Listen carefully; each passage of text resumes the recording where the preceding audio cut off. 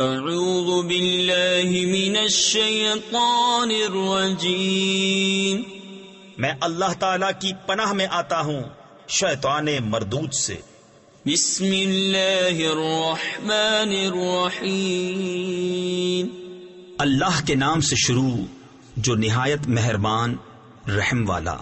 الحمد للہ رب العالمین الرحمن الرحیم مالک یوم الدین، ایاک نعبد و ایاک نستعین۔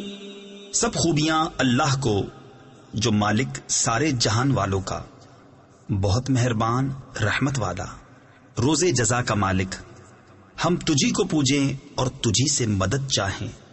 تفسیر خزائن العرفان میں ہے، اس میں یہ تعلیم فرمائی کہ مدد بالواسطہ ہو یا بلا واسطہ، ہر طرح اللہ تعالی کے ساتھ خاص ہے۔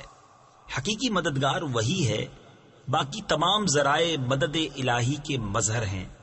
اس سے یہ سمجھنا کہ اولیاء اور انبیاء سے مدد چاہنا شرک ہے، عقیدہ باطلہ ہے، کیونکہ مقربان حق کا مدد فرمانا اللہ عز و جل ہی کی مدد ہے، غیر سے مدد مانگنا نہیں۔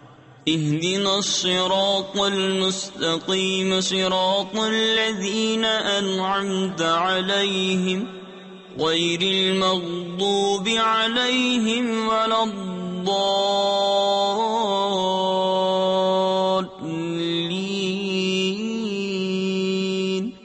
ہم کو سیدھا راستہ چلا، راستہ ان کا جن پر تو نے احسان کیا، نہ ان کا جن پر غضب ہوا اور نہ بہکے ہووں کا۔